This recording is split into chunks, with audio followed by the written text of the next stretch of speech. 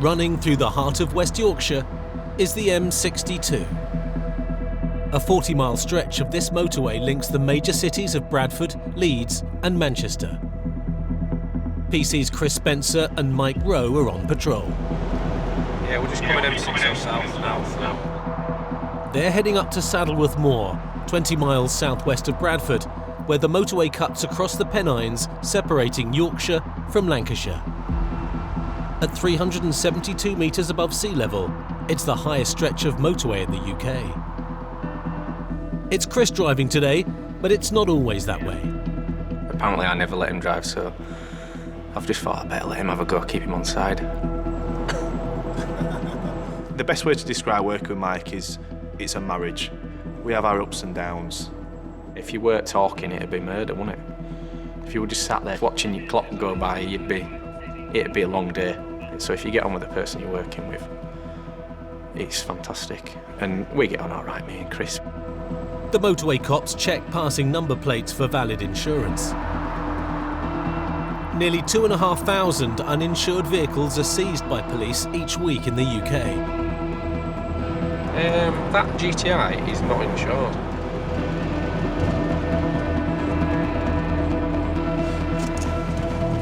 Anywhere there, yeah. Be careful. Hello, mate. How's it going? Not too bad. Just jump out of cows. Have you got any docs with you? No at all. Jump out. How long you had car? All right. Have a seat. Put it. The driver claims the car is insured on a family trade policy. We've got a shop in Leeds. Right. Basically, we have we're allowed up to 5 cars on the policy. Yeah. Yeah. But I don't know if this might be showing on the mid because I've only just bought the car. Right. So what's your name then, mate? Mohammed Sakif Khan. What company is it with then? I'm not sure, you know, that we go through a broker, we do. Alright. What broker do you go through? It's an estate agent we go through, you know, opposite our shop. There's an estate agent and basically he gets our insurance for us. So he's an estate agent who deals in car insurance? He does car insurances and all, like. The estate agent doing insurance on the sideline. It sounds daft, but in Bradford, anything's possible. Whereabouts actually going now then? Now? Yeah. I'm going to airport to pick my mate up. I'm supposed to pick him up at 3:30. He's coming from Morocco. He's married there, innit? And he had a bit of a domestic. And he's gone. He only went for like 3 days, but to sort his marriage out. You could tell he was a really nice lad. And it came across as quite a character straight away. Hello. Chris calls to check Mohammed's insurance. While he waits on the line, Mohammed's mates keep the cops amused. What's Fonzie doing in back here? Stevie Wonder, isn't it? Finally, Chris's call is answered. Good afternoon, police helpline, Grace speaking. Just a roadside check, will you please? It's 2561. Just routine. Oh, all right, fair enough. Right, easy peasy. Mohammed, unfortunately, it's bad news. Because no one's added it to the policy, ain't insured. All right. With no insurance, Mohammed's car will now have to be confiscated. Every day, around 145,000 vehicles use the West Yorkshire section of the M62. Finding lawbreakers here means the cops need to be alert to traffic flowing on and off the network. PC's Debbie and Matt Hemingway are 4 hours into their 10-hour day shift, patrolling the M62 just north of Wakefield. There's an extra dynamic in this partnership. They're newlyweds. I know some other couples who are both in the job say they'd never be able to work with their other half, but I mean for us it does work really well. It leads you to be a lot more comfortable because we're in a relationship outside of work. You forget whether you're in your own car or the police car a lot of the time. I think the big worry is if something bad happens, you know, to either one of us or... But you're going to find out anyway, aren't you? Essentially. Whether it work or not.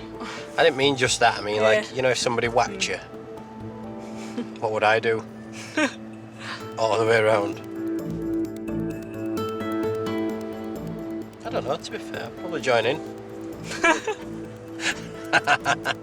You know the risks that you take, but you also know how to look out for each other and look after one another.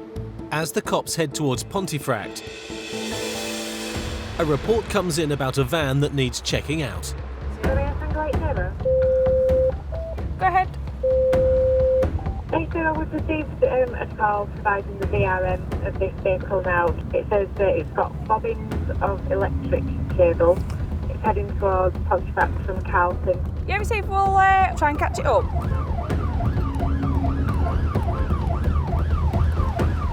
It's on this road heading towards Pontefract.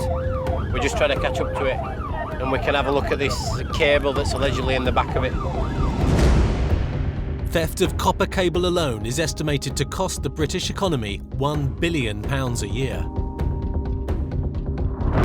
Your phone lines might go down, your electricity might go down, all because people are taking these cables away. But finding a white van can be trickier than you think. I'm tempted to go left. 80 from 85, Ed, are you coming from town centre? Yeah, I'm coming up the hill now. We'll go left then, down towards Ackworth if it's gone that way. It is good old-fashioned cat and mouse. We've been given something to go and look for, so we'll go and look for it, but it's a massive, massive area. Yeah, received. We're all the way up into Ponty and 85's come from Ponty direction. We'll just head back down towards Doncaster way. Even with every available car in the hunt, the search draws a blank. No, negative. What's in it? Could be anywhere, could have gone anywhere. It might be that it has gone off on down a side road, or it might have, turned left at the junction. We just don't know. But just half an hour later, their luck changes. Touch wood on this. KTO 8 KMF, that's that van. Yeah, it is. What chances of that? Has it just pulled up? Lo and behold, here's this van parked on the road in the Nottingley area. We just stumbled on it, really. It was just a bit of a stroke of luck. I'll just grab whatever them while you move. Hey up, cock. Hey, all right. It's yours. Oh, is it? Nice one. What's your name then? Steve Alton. Oh, Steve. Have you got your docs on you? No. Take it in our car? Yeah. Just hop it back. You alright, buddy? Yeah, not bad. How's it going? I like that. Has my colleague explained why we've stopped you? No. Right, we've had a report that you've got some cable in the back of your van. No, check it. There's nothing in No, back? check Absolutely it. nothing? Nothing at all. Right, no worries. He did have a bit of a nervous look. There was something that was going to be not quite right with this one, right from the start. On the M62 near Saddleworth Moor, Chris and Mike are dealing with an uninsured driver and his mates, travelling from Bradford to Manchester Airport. Did you see that guy take a picture from there? Yeah. So he's going to forward WhatsApp that to his old mate now that's waiting. I say, look, we've been stuck. Because I already made an excuse saying there's loads of traffic. But the cops have some bad news. What's going to happen then, Mohammed? The car's going to get taken, you can get it back, no problems, but you have to go to the police station with your documents, proof of ownership, and it's going to have to be legitimately insured, all right? Sometimes at this point, this is where the people who've been your mate can suddenly not be your mate. We've had all sorts. All people who just go totally berserk in back of car, all shouting, swearing, and then others have just taken it on the chin. Of course I'm gutted, man. Especially when you pay £4.5 grand for a policy. And you know what the worst thing is?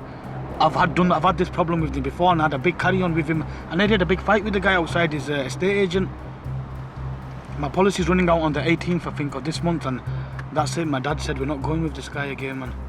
My mate's going to drive your car then up to 22. Yeah. Then you guys have to get a lift back up from there.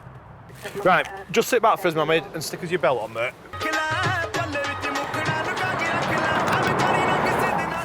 How's it going? Whoever this broker is who he's got, this estate agent guy, I haven't bothered putting it on his policy, so they're saying they're not insuring him. No, straight up, I'm not kidding you. These two lads in car, they were both just like him. Just really sort of friendly and want to know everything about everything, and they were good lads.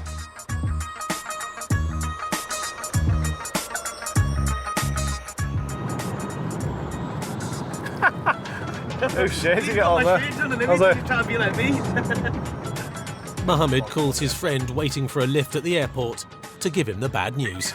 Hello. Bro, you mother sort of lift out right there. My car's been compounded, it's been recovered. Right? I'm sat in back of the police car. Right? Bro, I'm on junction over here. I need to get someone to pick me up first. Right? I'm just sat in the driver's seat trying not to laugh at the conversation he's having with his friend. He stood at the airport. On his own, he's stranded there now. Bro, get on the bus, bro. I'm not lying to you. I'm sat in back of the police car. I'm driving down the motorway.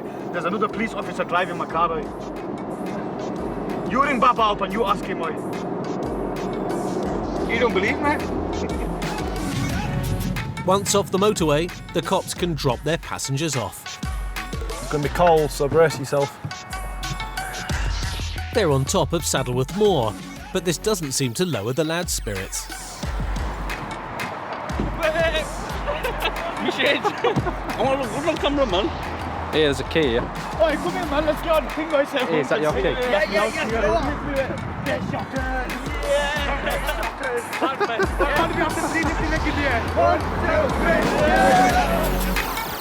In spite of their car being impounded, the lads from Bradford have taken a shine to their local cops. This is probably one of the best ever responses we've had to taking someone's car off them. I'd be devastated if this were me. And these lads just seem like all they want to do is have a laugh with us. You can sit in car. Oh. Till it gets recovered, yeah? Till it gets recovered and then you'll have to go. You sit with us, come on, we're going to have a few have a laugh. If you'd have said, right, what do you think's going to be happening with these three when he finds out he's not insured? I would have never said, oh, we're going to be having a chinwag with them and loads of photo opportunities, and they're going to be telling all the mates about it for ages. And the cops even know some of the passengers' friends. Madge? Fuck Oh, Madge. yeah, I do. Him's a bad boy Where's he driver. now? He's along. Is he? Yeah, you I haven't seen him in ages. I know a couple of them from Bradford, and the kid who's coming to pick him up, I know him as well. These lads are all right, aren't they? They know what to score. Oh, man. Comics. All over Facebook now, eh? Yeah. Bless him. This is fantastic. Chris and Mike decide to wait with their newfound friends for a recovery vehicle to arrive.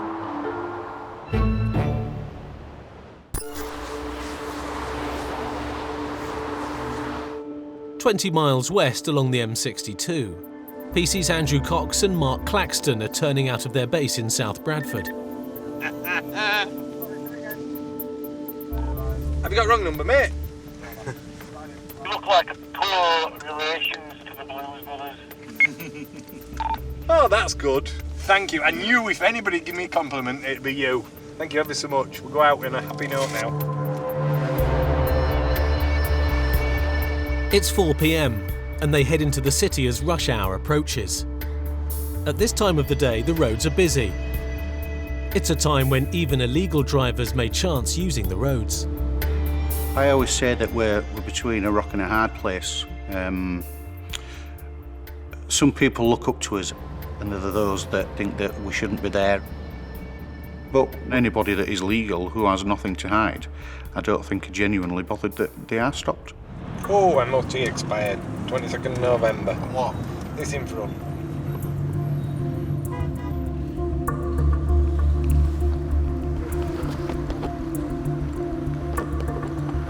Hello there, you alright? Just jump in that car 2 minutes, are you alright? You should have a 40. Hiya, you alright? There's a little problem with your vehicle in that your MOT expired last month. Okay, thanks for informing me that. What's your name? Sarah Burns. Right. Is it your car? Yeah. Right. Bought it off a friend.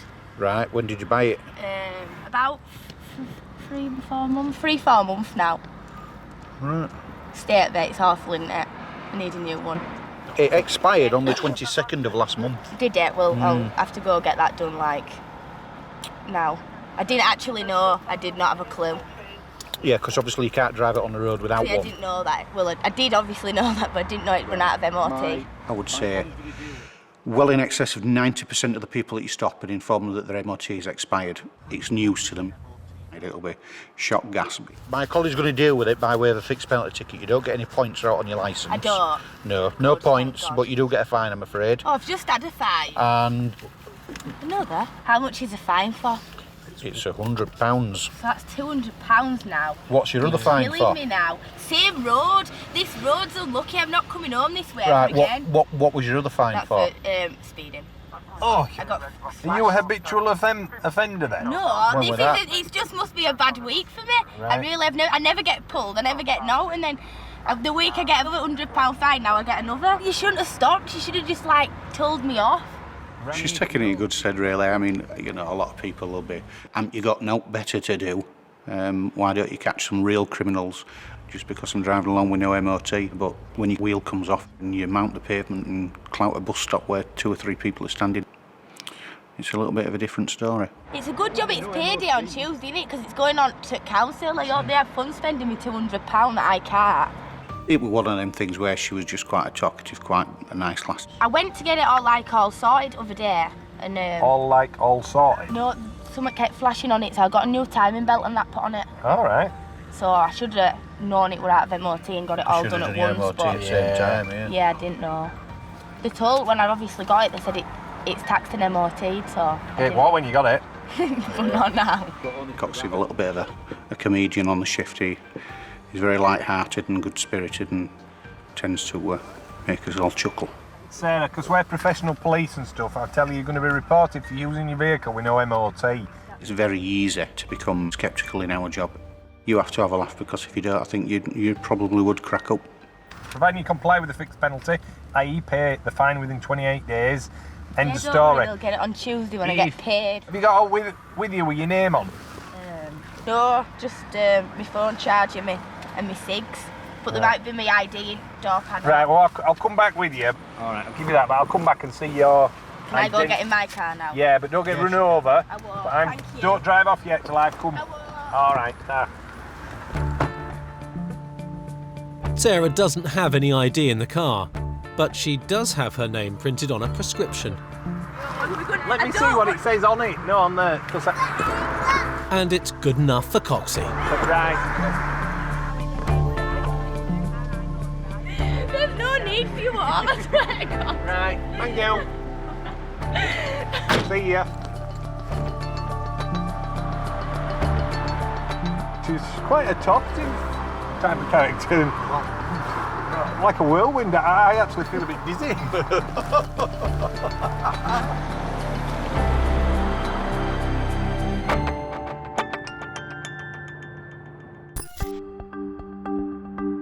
"30 miles east, back in Nottingley. Matt and Debbie have found the van they were looking for in relation to the cable theft. The information that we've got is that somebody's loading bits of cable into the back. For all we know, it could be the electricity board loading their cable into the back, ready to go home for the day. No wire in there. There was obviously no cable in there, and that's when we start to have to question a little bit further and get into his ribs a little bit, see what we can find out. Have you got your licence with you? Yeah, no, sorry, no. Are you insured to drive it? Yeah, should be, yeah.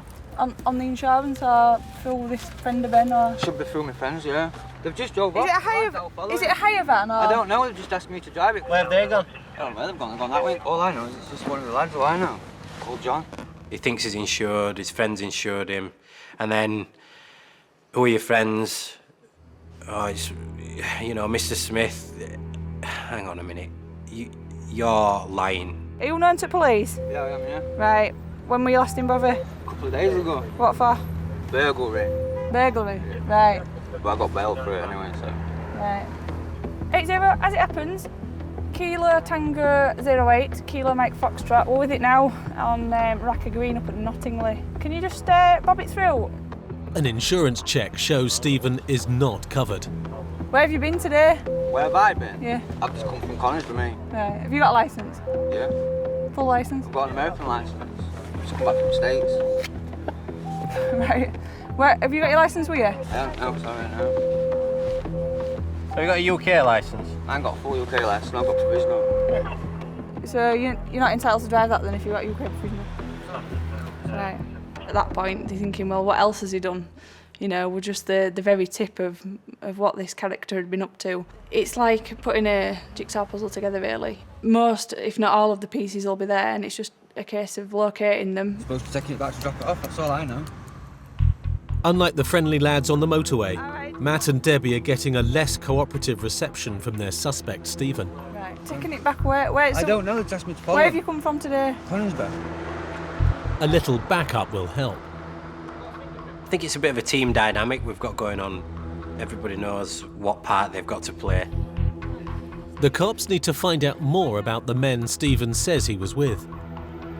Yeah, it's not somebody thinks, oh, I need some money and I'll go out and steal some cable. It tends to be organised criminality. So whose is the van then? It's honestly John's van, that's what we Oh, John who? Just one of the lads and all. I was at home and they come and pick me up, asked me if I could drive the van. What time did they pick you up? About an hour ago. Bollocks. Maybe longer. I know that's a lie. That is the truth, I'm not lying to you. Who's John? What's his surname? All I know is John, that is it. I've just come out of fucking jail less than a week ago. You need to start coming up with some names. That is the truth, mate, that's his name. John? Come on. There is an element of good cop, bad cop to it. But I'm not here for people to like me. I'm here to get to the bottom of things. Please don't lock me up, because my mum and dad and everything will fall out with me. You're any good at press-ups? I'll do whatever you want me to, I swear to you, I've done nothing wrong. I haven't stolen, I swear to God I haven't. Well, I don't steal. yeah, but that's what every thief says. With Stephen refusing to name names, Matt looks for more evidence in the van. There's a problem with the tax disc. That's good. You'd never notice, would you? It's been altered, it's not from this vehicle. And it's on false plates. I think it's stolen. We're just running the VIN number through the police computer to see what the actual real vehicle is. 450808. 85 South 15, view code 12. Stolen during a burglary from Royston Bakery. Mercedes Sprinter, panel van in white, it comes back to, but yes, it is stolen. Who would have thought it? You're under arrest, and that's nicked. Right, buddy, you're locked up. Feel like Suspicion of burglary. Do you understand? The cops have what they need to arrest Stephen, but there's still no trace of the men he was with. How long's that been there?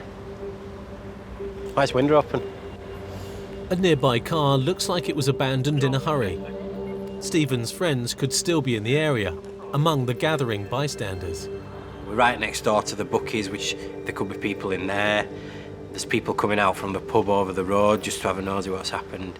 From one little van that we've been looking for, it soon snowballs into, you know, half an estate is involved. There's quite a few people taking an interest over at the pub. Gonna see if we can get him to point them out to us. Is it one of these? No. How old? Can you lean forward? Is it that lad that's... What about him there? Cream kite on. World's busiest bookies all of a sudden. Well, it's not going to be an old lad on end, is it? What about him? When all said and done, that's a stolen van that you've been told to drive. And they don't want to come back to this focus for some reason. Well, he's under arrest at the minute because that was stolen actually in a burglary back in March, end of March time.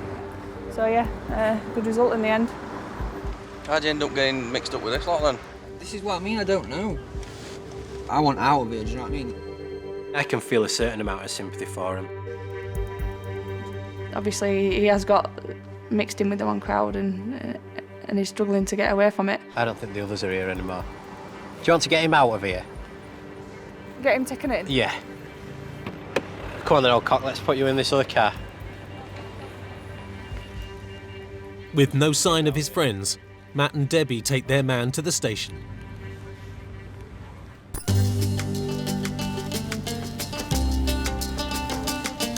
On the M62, Chris Spencer and Mike Rowe are still waiting for their uninsured driver's car to be towed. And they're not the only ones left hanging around. Yo, mate, airport. Has he just got a taxi home now? He don't rely on it. That's why I WhatsApped him all these pictures of him. Hey, officer, some crisp packets for you. Oh, you're a star, Jake. Oh, yes. Oh yeah, discos as well, I love these.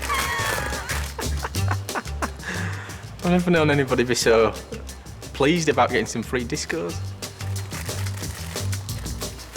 I think it's safe to say that you don't get many gifts. When you're taking someone's car off them, you're not generally thanked for doing that. Mohammed's car is finally on the way to the pound, leaving them out in the cold.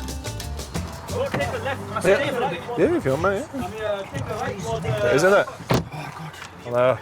How long's your mate going to be? He's not there, man. Just ready, you know? Yeah, you want me to take the Saddleworth turning? But it was absolutely freezing up there that day. Leaving them stood there in a t-shirt, I don't think that's really the way to go. When they've been so nice to us, it's no skin off my teeth just to sit there for an extra 10 minutes waiting. Mike has even given up his seat.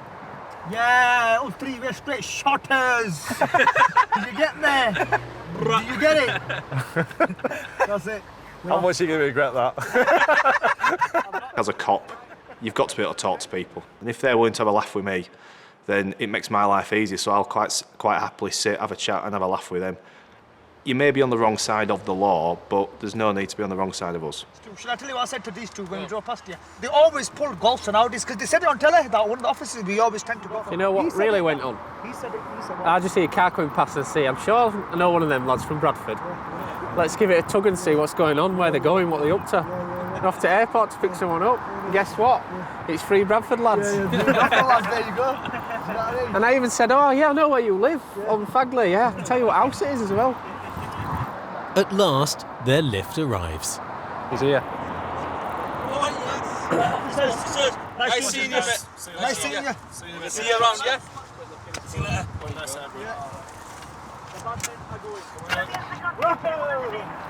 Just back up here and back onto the motorway. All right. Take care, lads, won't you? See you later. Go on, then.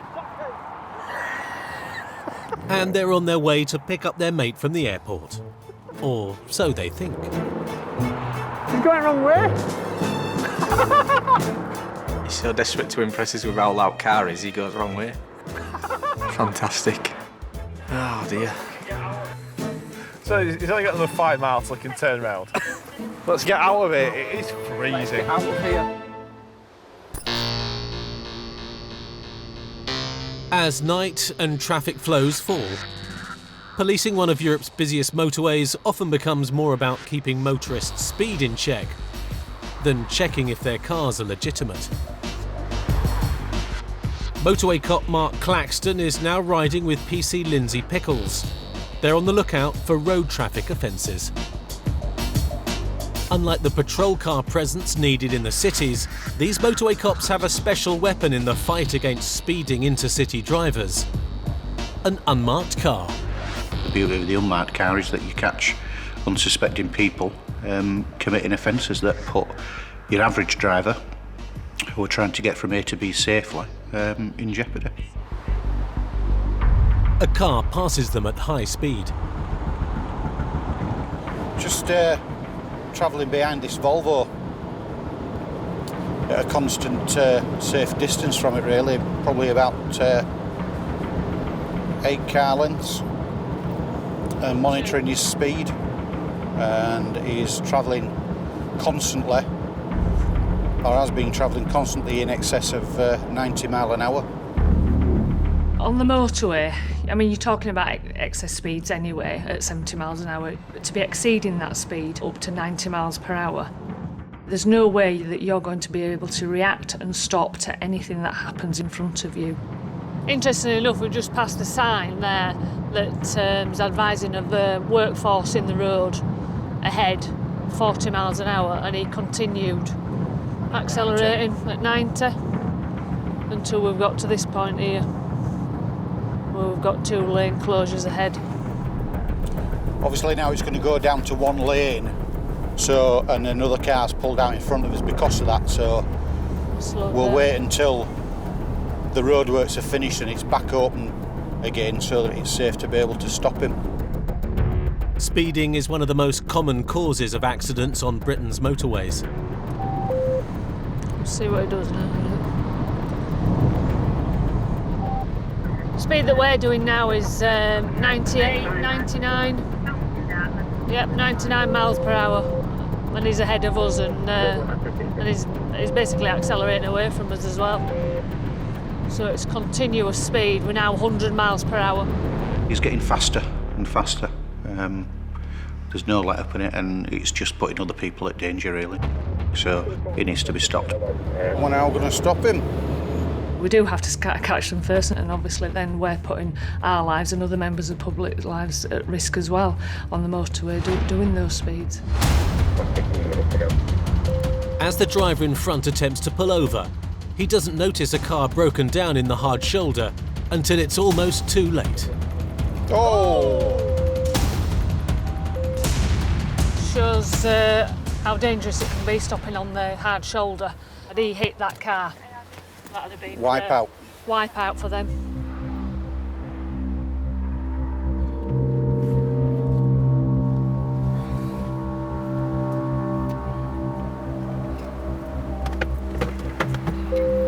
Hello.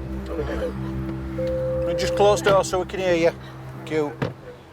Firstly, I'm just going to caution you, don't have to say anything in written defence if you do not mention when questioned something which later on in court, anything you do say may be given in evidence. Have you any idea why we've asked you to stop? I think I was speeding. You think you were speeding? Right. Is your speedometer working correctly in your vehicle? I think it is, yeah. You think it is, right. What's the speed limit on the motorway? No, it might be a daft question. 70 miles an hour. So what sort of speed do you think you were doing? 80, 90. 80, 90, and the rest? The impression I got of him is that he didn't understand really why we wanted to speak to him. Your average speed is between 90 and 95 mile an hour all the time. However, as you came across the bridge and up the hill just prior to stopping you, the reason we decided to stop you was because your speeds were getting so great that you were actually exceeding 100 mile an hour. Blimey. Is there any reason why you were speeding? Well, I've just finished a clinic in Manchester and trying to get to Dewsbury to drop something off, so... Right. No excuse, to be honest with you. I didn't realise I was doing 100 miles an hour, in all fairness. What job is it that I'm you're a doctor. doing? Right. So obviously you should be fully aware of Yes, the consequences of speeding on the motorway. When he explained to us that he was going from one hospital to another, being a doctor, I assume being in casualty and seeing the results of collisions, so you would think that that might go through his mind when he is travelling at those speeds. Do you have any points on your licence at all? No. Going over the speed limit may be out of character for the driver, but it's nothing new for the cops. Everyone from every kind of walk of life in every kind of vehicle that you can probably imagine, all educations and people with every kind of job you can imagine, and all with a different agenda on the mind. All going from A to B and doing it also very differently. Right, the way I intend to deal with this is by way of what we call a traffic offence report. You will get a letter through the post explaining what you need to do. I would suspect at the speeds that you're doing that you will be offered a conditional 3 points and £100 fine. The main thing is, I'm not going to lecture you anymore, just please slow down and get to where you're going safely. I think the problem is that you forget where you are, to be honest with you. I've just finished a clinic, I'm trying to get back, and then you find yourself hurrying. It's no excuse, to be honest with you. Just I work in a hospital and I see the accidents all the time, so I can appreciate that, but It's that mentality of, I'm in a vehicle, my doors are closed, my windows are up, I'm in my own little safe space, other things on the mind, and they forget when it goes wrong, you can't turn back the clock. I can tell you that's not my normal speed, in all fairness. I have no points on my license, so it's not my normal speed. I don't usually speed like that. The biggest thing that people don't like is being criticised about the driving. Everybody's a good, safe, competent driver in their mind. Everybody's aware of hazards, everybody's able to avoid them. Unfortunately, that's untrue. They're not. We deal with incidents every day where people get it wrong.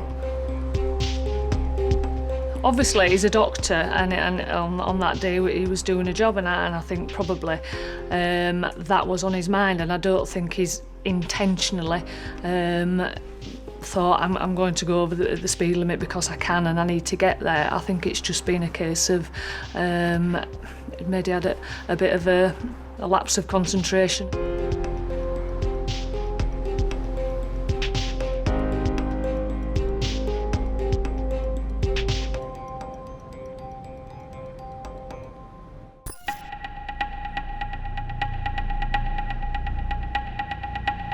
It's 9 p.m, and after dealing with the Bradford lads, they stopped on the motorway.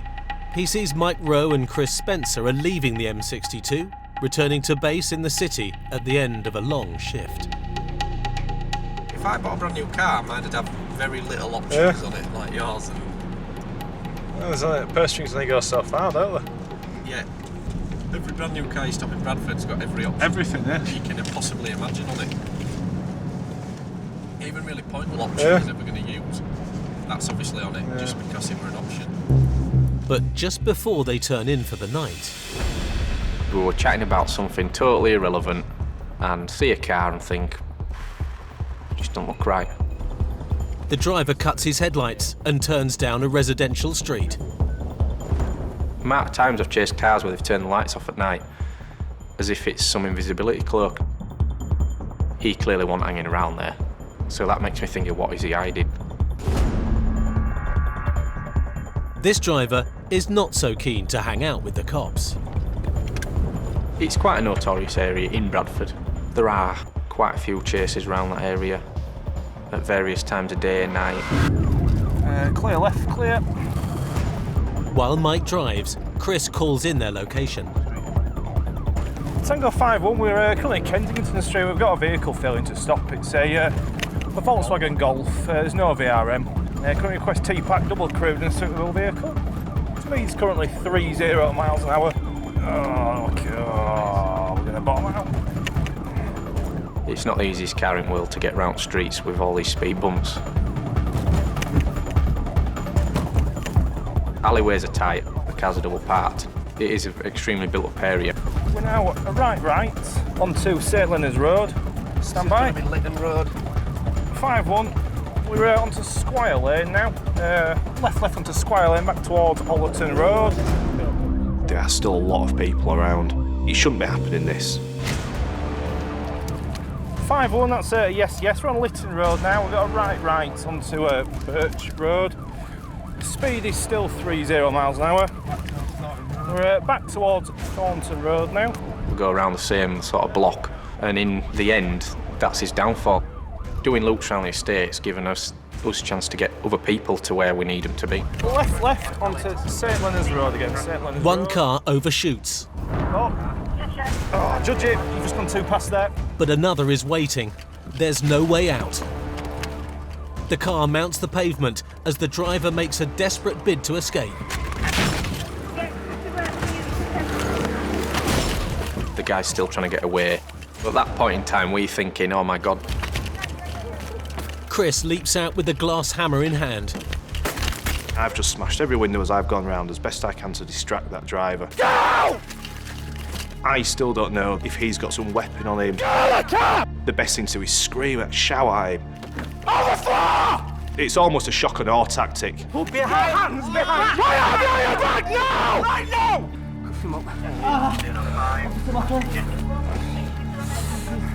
You all right, Spencer?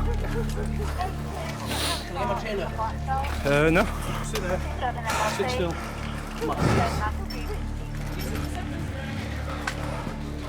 Stand him up, Phil. We'll find out what the score is now. I imagine there's going to be some drugs in here. But we'll have a look and we'll see. Well, I mean, Craig and Spencer smashed all windows. I know, I've got it all in my fingers now. Have you? Yeah. 3 bags of weed. Last year, cannabis possession accounted for 3/4 of all drug offences. But before they can make a more thorough search, a new problem emerges. The commotion has brought out the locals. Pushing here, round here, we're doing our business here. You don't need to be here. So back, thank you. We do, mate. If you're going to move. Get back. As a police officer, you've always got to be on guard, you've always got to be wary. The crowd of almost 50 don't seem aggressive, but first impressions can change in a flash. In the 14 years since the Bradford riots, community policing on streets like these has helped dispel the tensions of the past. But even so, there's still a fine balance between fighting crime and keeping the peace. Look how many people are about. What time is it? 9:15? It would be classed as a high crime area, and people will support other people that live in that area. There's such a crowd going. This could spark into something more that needs to be now. There's a lot more of them than there is us, so the best thing we're going to do is just move this car now somewhere else. We'll do a good search somewhere else. Let's just judge it. This is extremely common. You end up chasing somebody, there's always somebody there watching you. And that could have been 2 in the morning, and all those people would still have been there. How the cops act now could be crucial in maintaining order.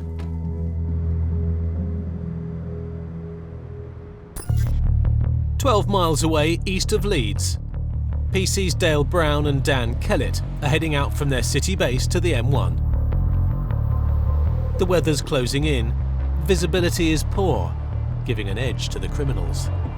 Our customers like this type of weather because they can mooch around in the shadows, and if they were to be chased away, it makes it easy for them to hide. Before they reach the motorway, a report comes in about a suspect drink driver in a supermarket car park off the Leeds Ring Road. Silver Carter, Yankee 705, Oscar November Echo. Received.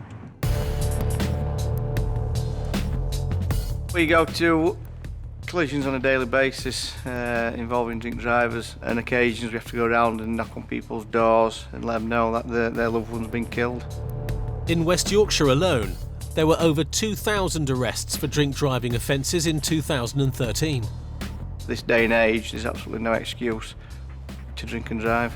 Somebody's phoned up alleging that there's some people in a silver Corsa and that they may have had something to drink. So it's a case of trying to find it without letting them know that we're here, because it's easier to get them driving than it is parked up. If you're in a marked car, you stand out like a Belisha beacon. The idea was to park up in there out of sight and just have a look into the car park to see if the vehicle's still there. If we drive up to them, all we're going to do is spook them and they'll just stay there. Then you get a drunken charge which doesn't carry any weight with CPS. Best evidence that we can have for drink driving is driving. There's a silver Corsa right up there with doors open. There's a lad milling about, so whether he's waiting for somebody. Well, they're just killing a bit of time, God knows, but I'm getting prickled to death on this bush. Fortunately, by the prickly bush was the best view of the car. Is it going? Yeah.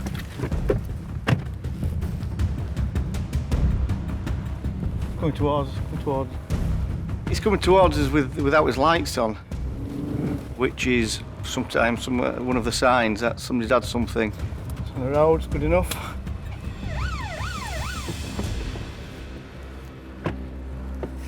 How much you had to drink? No. No. We've got keys for it, yeah? Yeah. He's not alone. How are we all? All right, how are you? I'm very well. There's a very, very strong smell of intoxicants coming from the car, but whether that's him or the passengers, time will tell. But he's got no rent anyway, so if he is sober, he's got no tax. Where's your tax? My insurance company said I can drive it if I'm going to get it taxed. Is this Town Deep? Yeah, Town Deep Singh Panasar, yeah. How much have you had to drink, Town Deep? Last drink was about 11 o'clock. Tandeep may not appear drunk, but his mates clearly are. No. You might want to go pick that broken glass up that you've just smashed. I didn't drop it. Yes, you did. I suggest you pick it up.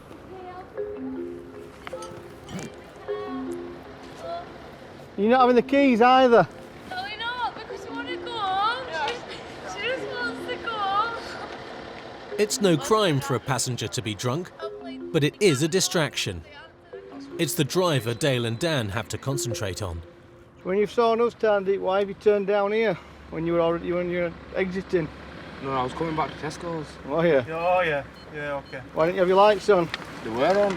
No, they weren't. My lights were on. Oh no, they weren't. No, they weren't. How old are you? 19. Right, Tandy, duty driving a vehicle with no lights on. Yeah. Just faint smell of alcohol coming from you. That's fine, yeah. I require a specimen of breath from you for a preliminary roadside breath test. Failure or refusal to provide a specimen will render you liable for prosecution and arrest. Lean forward for me, lean forward. Take a good deep breath and blow to take to stop. Similar to blowing up a balloon. Keep going, keep going, keep going, keep going, keep going. That'll do. Take the tube out and keep that. Thinking. Still thinking. Dear. Oh dear. Tandeep tests positive. I'll park the car up. You run the honours. See that red light? Can I have a fag before I No, go? you can't, Tandeep. Tandeep may give the impression of a quiet man, but his mates are a different story. No, you can go wait in car. Watch out, way. Watch out the way. That's not a valid point. Just watch out the way. Go sit in the... No, do not push the car on. I'm not unarrested. Walk away then. Have you not got crimes fight? Have you not really got something to really solve? You haven't, have you? You try to arrest drunk drivers, but really you should have something better to do, but you haven't. You're pathetic. You're recording. I'm chasing little drunk drivers. Go record a rapist and chase a rapist. Pathetic. She was a bit lardy, a bit shouty. Walk away then. Walk away. You're not. You're just stood there chelping, aren't you? You get the happy drunks and you get the drunks that want to fight with you, and that's both lads and lasses. But with drunken ladies, it's they are sometimes very unpredictable. I try to gauge things to do with drunk people is if my wife or my family were in the vicinity, would they be affected or upset by what was going on? If I think that they would be, then they'll get locked up for being drunk and disorderly. West side! Oh, dear me. The youth of today. Crowd control. They're just drunken buffoons. There's no other word for them, really. I think we've got to always be mindful that we are in the public eye. We come to work, we try and make a difference. Some people like it, some people don't. While Dan and Dale try to control their drunken passengers. Back in Bradford, Chris and Mike's arrest of a driver who failed to stop and was found with some cannabis has drawn a crowd of locals. Obviously you can see we've got a big crowd around here. It soon couldn't turn on us. So we're just going to drive the car up to the police station so we can get it recovered from there. It makes sense to try and get out of the area as quick as we can. Now we've caused a bit of a commotion, so all the locals are out. Even at simple, straightforward accidents we've gone to before, where cars have been totally trashed, people come out and maybe the drivers start arguing, and then the crowd on one side gathers against the crowd on the other side, and then we've got to get right in the middle of that and then sort it out. Many a time when we've been in this situation, when there's been a big crowd, they all start playing on each other. If something gets thrown, I'm going to have no idea who it is, and it could quite easily escalate this situation. The cops clear the scene before things get out of hand. The driver is taken into custody in another car. Nice job, mate. I like it.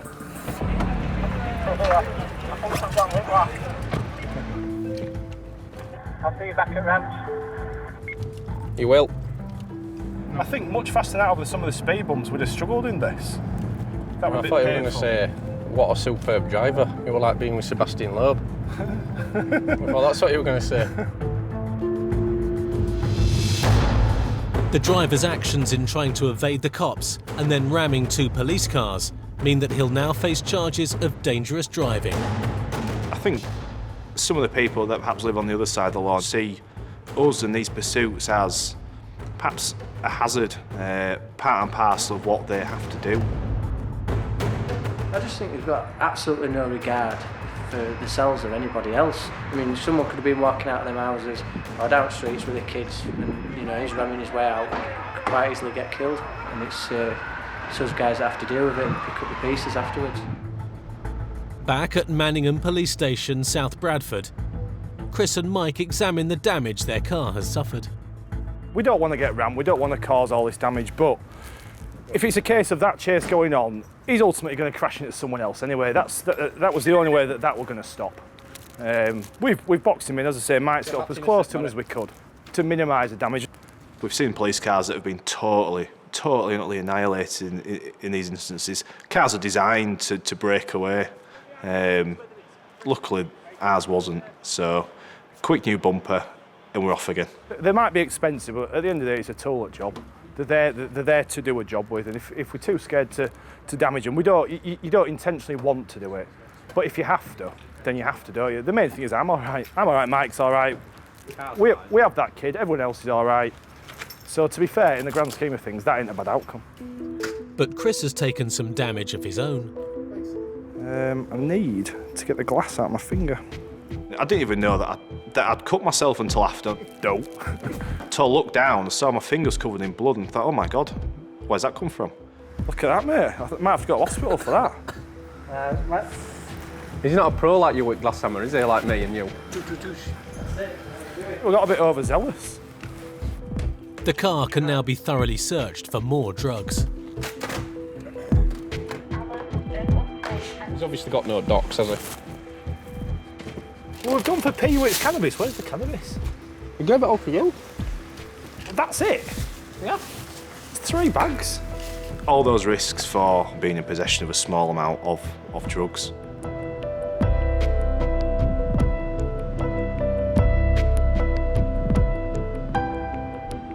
While Chris and Mike's Bradford shift is over, back in a supermarket car park off the Leeds Ring Road, Dale and Dan are still dealing with their drink driver. He's taking his arrest well, but his mates are continuing to cause problems. Don't open that door. Don't open that door, do you not understand? Move away from the car. Unfortunately, most people this day and age aren't afraid of approaching a police car anymore and interfering with what we're trying to do. Speaking to older members on the shift in the days of old, that wouldn't have happened. Wait, put your hands down. I think a lot of it depends how they've been brought up. You generally find that it's if their family have got a respect for the police, and that'll be passed down through sort of generations. And it's generally what you teach your children. East side. Right, let's get out of here. Now the quiet man has found his voice. Right, lads, how long am I going to get a ban for? That's entirely up to the magistrate. Nothing to do with us. Right, if I get a top solicitor, then what? You'll have to be a very, very good solicitor, because I've not known anybody not get banned for drink driving. Yo, have you got my phone? Yeah, you handed it. I've got any missed calls on my phone, please? There's about as much life in your phone as is in that tax disc. I'll be honest with you, you can get the recording up from Admiral, and they said to me I can drive the car if I'm going to go get tax. Oh. Were you driving to a post office this evening to get tax? Well, this evening, clearly I wasn't. There you go, then. That's a bit of a stupid question you're asking me, aren't you? Doesn't seem overly bothered. A lot of people have all this big bravado, I'm sort of top of the hierarchy. It's the alcohol that generally makes a man quite brave. So the insurance has told you to drive it to a post office to get tax? Were you driving it at 3 o'clock in the morning? I can drive the car, so I've drove it because they told me I can drive it. I'm not arguing with you.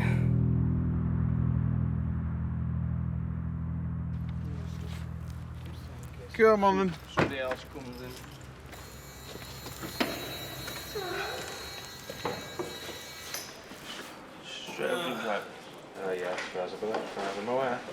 Go to this desk.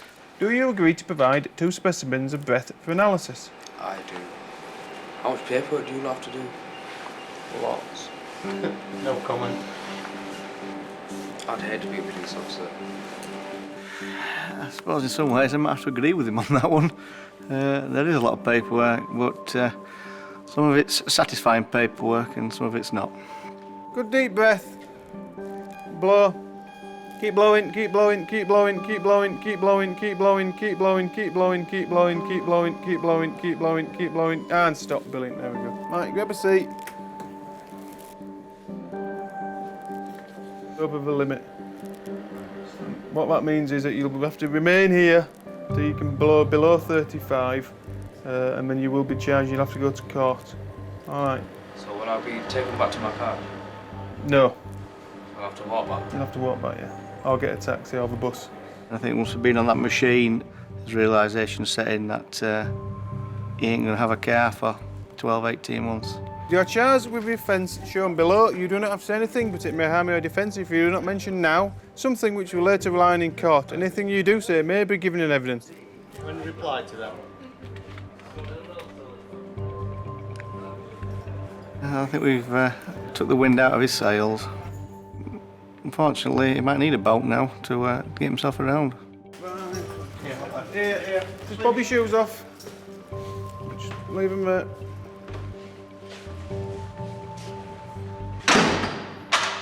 It's a satisfying job. It's another drink driver off the road. The more drink drivers we can lock up, then the better. I'd spend all night locking them up because I do detest them. Even though it's a strong word, I really don't like them.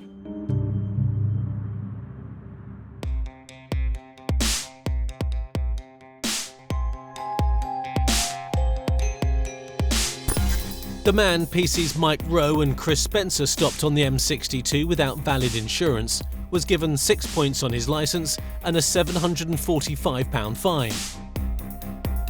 His friend finally got his lift from the airport 2 hours late. No charges were brought against the van driver in relation to the cable theft, but he was convicted of theft, handling stolen goods and driving without insurance, and he received 3 months in prison.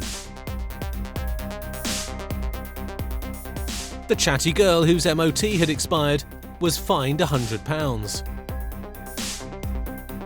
The man speeding between hospitals on the M62 pleaded guilty to speeding, was fined £100 and given 3 points on his licence.